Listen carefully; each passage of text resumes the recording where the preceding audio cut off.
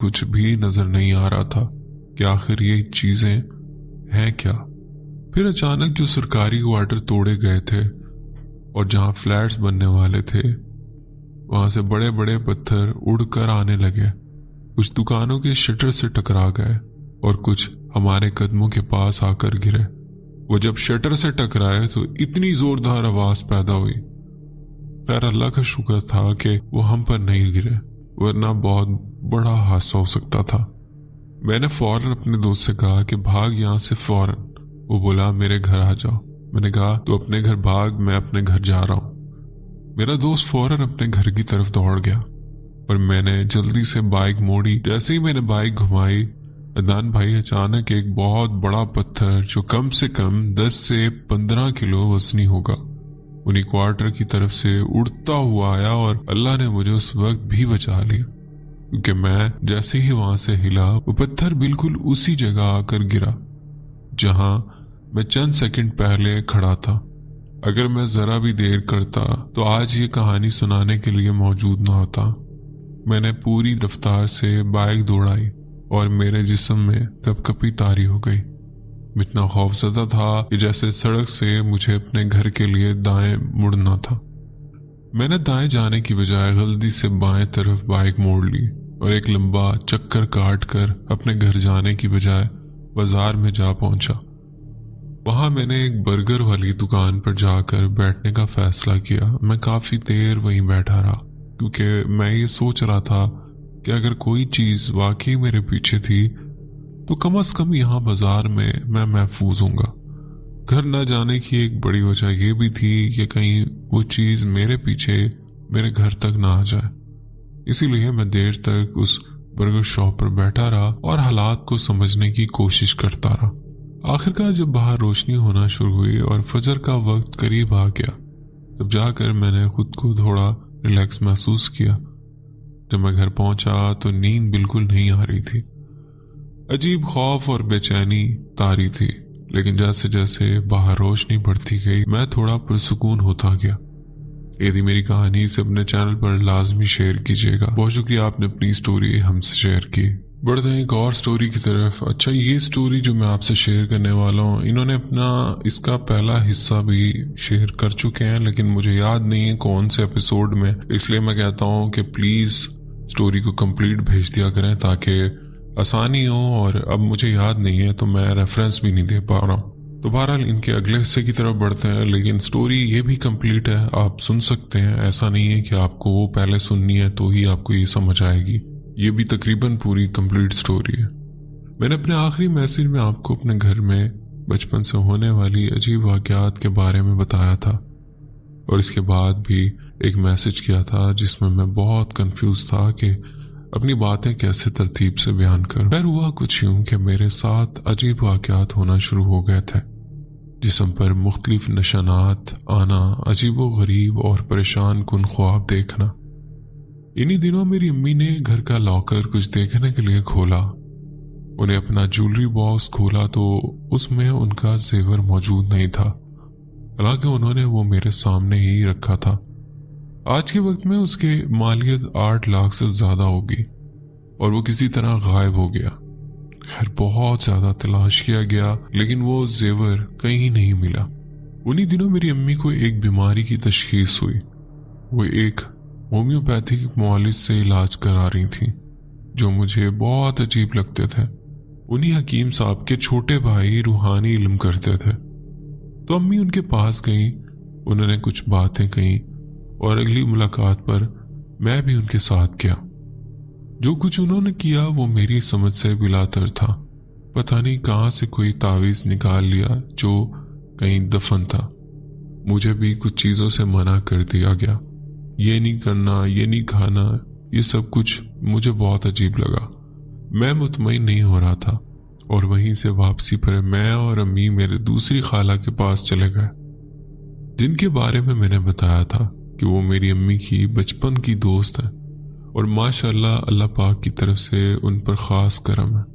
खैर अम्मी और खाला 8 साल बाद मिली थी और ये बहुत ही जज्बाती मुलाकात थी। काफी देर बातचीत चलती रही, लेकिन खाला मुझे बहुत अजीब तरीके से देख रही थी। अम्मी ने उन्हें ज्वेलरी के बारे में बताया तो उन्होंने कहा कि सब्र करो, मुझे पहले तुमसे कुछ बात करनी है। जैसे वो मुझसे कुछ बातें करना चाहती थी। हम दोनों ने बात करना शुरू की।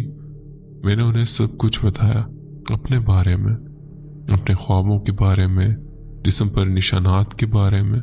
और अदनान भाई, आप यकीन करेंगे कि मेरा गुस्सा ऐसा हो गया है कि मेरे काबू में नहीं रहता। ये भी नहीं पता चलता कि सामने कौन है और अचानक ख़त्म भी हो जाता है।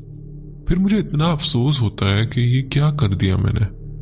जो चीज़ें तोड़ फोड़ दी, चीखना, चिल्लाना, गालियां देना, और हाल ही में मैंने हथियार निकाल लिया और कहा ये लो और मुझे मार दो। खैर, खाला को सब कुछ बताया। वो सुनती रही और मुसलसल मुझे देखती रही और नहीं भी देख रही थी। मेरे अल्फाज को गौर से सुने। वो मेरे पीछे देख रही थी। उन्होंने मुझे बोलते हुए रोका और अम्मी से कहा, हाँ तुम वॉशरूम का पूछ रही थी ना। फिर अपनी बहू को बुलाया और कहा, जाओ उसके साथ वॉशरूम जाओ। खाला शायद कुछ पूछने वाली थी जिससे मुझे झटका लगा। शायद वो माँ और बेटे का पर्दा रख रही थी। फिर इन्होंने मुझसे एक मसले के बारे में पूछा जो मेरा साथी और बहुत ही ज्यादा परेशान करता है। इन्होंने वो बात की तो मैं हैरान रह गया। खाला ने कहा, अब आगे बताओ, और मैं रोना शुरू हो गया और इन्हें सब कुछ बता दिया। जब मैं रो रहा था तो खाला के चेहरे पर शदीद गुस्सा था और वो गुस्सा बढ़ता जा रहा था। सब कुछ सुनने के बाद खाला ने एक गहरी सांस ली। तब तक अम्मी भी आ गई थी। खाला ने अम्मी से मुखातिब होकर बस इतना पूछा, क्या तुम इसे मेरा बेटा बनाती हो? अम्मी ने कहा, हाँ। मैंने भी कहा हाँ। इसके बाद खाला ने कहा, वो जो तुम्हारे घर में रहती है ना, आखिरी कमरे में, मैं अभी उसे देख सकती हूँ। हाँ, वो मौजूद है और वो सीधी नहीं है और इसकी कमर झुकी है, नाक लंबी है, सफेद लिबास में है और उम्र रसीदा है। लेकिन अब वो इतनी ताकतवर नहीं रही जितनी एक वक्त में थी। अब आपके जहन में एक सवाल आया होगा कि खाला ने मेरे प्राइवेट के बारे में क्यों जिक्र किया। तो इसका जवाब ये है कि उस वक्त खाला ने उसे मेरे पैरों के बीच में मुझे तंग करते देखा था और उसी लिए उनके चेहरे पर गुस्सा था। वो उस वक्त खाला से डर रही थी। उन सब बातों के बाद हम नॉर्मल बातें करते रहे, लेकिन वो बातें नॉर्मल नहीं थी। अचानक खाला ने बात रोक कर कहा, मेरा बच्चा वो इस वक्त इतने गुस्से में है कि मैं इसे देख सकती हूँ। वो परेशानी में चल रही है, दाएं बाएं और अपने रान पर हाथ मार रही है गुस्से से। लेकिन परेशान ना हो, और अगर वो दोबारा आई तो मैं उसे मार दूंगी, खत्म कर दूंगी, क्योंकि अब तुम मेरे बेटे हो और कोई भी कुछ करेगा तो सोच समझ कर करेगा। लेकिन अदनान भाई, यकीन मानो, उनसे बात करने का जो सुकून था वो किसी नेमत से कम नहीं था। लेकिन वो सुकून कुछ देर का था शायद, क्योंकि जब मैं घर वापस आया तो सब कुछ नॉर्मल लग रहा था। रात को भी सुकून से सोया, लेकिन दिल में एक डर जरूर था। रात को ऐसे अजीबो गरीब ख्वाब आए कि आप सोच भी नहीं सकते। और अब यहाँ पे ये सब लिखते हुए या इन्हें याद करते हुए मेरे हाथ कांप रहे हैं। कुछ दिन सब ठीक रहा, लेकिन इसके बाद फिर से वही सब कुछ शुरू हो गया और मुझे दोबारा स्लीप पैरालिसिस शुरू हो गया। लोग कहते हैं कि ये ज्यादातर सीधा लेटने पर होता है, लेकिन मुझे तो करवट पर लेटने के बावजूद भी होने लगा। और इतना शायद कि मेरी चीखें गूंज रही होती थी और अम्मी अब्बू को आकर संभालते, लेकिन मैं बस ख्वाब में ही चीख रहा होता और अम्मी को बुला रहा होता।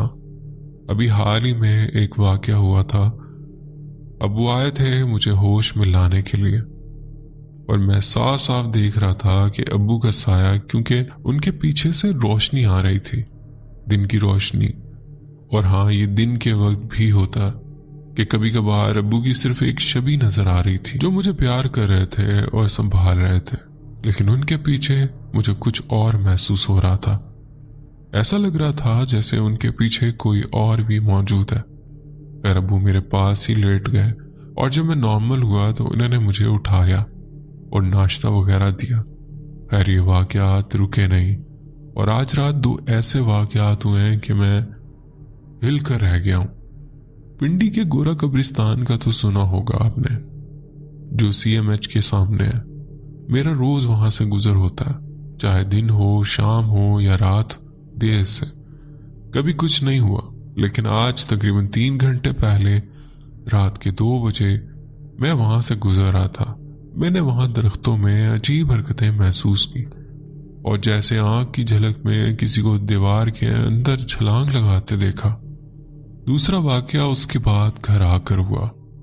मैंने उस बारे में अभी किसी को नहीं बताया। जब घर पहुंचा तो मामू की फैमिली यहाँ रहने आई हुई थी।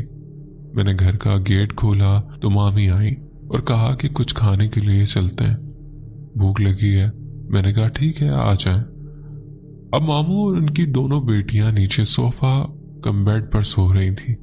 मामू और उनका 10 माह का बेटा बेड पर था। अदनान भाई हम चलने लगे तो बच्चे की तरफ तकिया रखा और इसे कंबल में किया और कमरा ठीक से बंद किया। वो ऐसा बंद था कि एक 10 या 11 माह का रेंगने वाला बच्चा इसे नहीं खोल सकता। फिर मैं और मामी 20 मिनट में वापस घर आए तो बाहर गली में शदीद रोने की आवाज आ रही थी। वो बच्चा रो रहा था। मैंने गेट खोला और अंदर भागा और जो मंजर मैंने देखा, मेरे दिमाग की हालत खराब हो गई। तब से लेकर अब तक मेरे सर का दर्द खत्म नहीं हो रहा कि मैंने क्या देखा। वो बच्चा ठंडे फर्श पर पड़ा हुआ था। उसका चेहरा फ्रिज की पिछली साइड पर फंसा हुआ था और जिस्म जमीन पर। यार वो बच्चा बेड से नीचे कैसे आया? सोफा कम बेड कैसे क्रॉस किया? चलो मान लिया क्रॉस कर लिया, लेकिन दरवाजा कैसे खोला? चलो मान लिया कि दरवाजा भी खोल लिया, लेकिन वो उस जगह तक कैसे पहुंचा, ये समझ में ना आने वाली बातें भाई। और वो ऐसे रो रहा था कि ऊपर वाले किराएदार नीचे आवाजें दे रहे थे कि कहाँ चले गए सब, बच्चा क्यों ऐसे रो रहा है। और जहां वो रो रहा था अदनान भाई, मामू वहां से सिर्फ 4 कदम के फासले पर लेटे थे, सिर्फ 4 कदम, और उनकी आंख नहीं खुली। पड़ोसी जाग गए लेकिन वो नहीं उठे और दोनों लड़कियों को भी आवाज नहीं गई। या तो ये हो सकता है वो इतनी गहरी नींद में हो, लेकिन नहीं, बिल्कुल ऐसा मुमकिन नहीं है। मामी ने फौरन इसे गोद में उठाया, मामू को आवाज दी और वो एक ही आवाज में जाग गए और परेशान होकर कहने लगे कि ये हुसैन क्यों रो रहा है। वो बच्चा इतना डरा हुआ था, ऐसा डरा हुआ कि अदनान भाई वो मुझसे बहुत अटैच है, बहुत ज्यादा, लेकिन वो मुझसे क्यों डर रहा है। और मेरे कमरे में तोते हैं, वो भी परेशान है। पहले वो मेरे पास आया था और खेल रहा था, हंस रहा था, लेकिन वो हंसी भी अजीब सी थी। मैं उसे उठा रहा था तो वो रो रहा था। ये वो बच्चा है जो अपने वालिदैन से ज्यादा खुश मुझे देखकर होता है। मैं बहुत परेशान हूँ, बहुत ज्यादा। खाला के पास भी नहीं जा सकता क्योंकि वो उम्रा करने गई हुई है। और आगे जो भी होता है मैं आपको अपडेट करूंगा। तो ये थी मेरी स्टोरी, उम्मीद करता हूँ आपको पसंद आएगी। बहुत शुक्रिया, आपने अपनी स्टोरी हमसे शेयर की, जज़ाकल्लाह।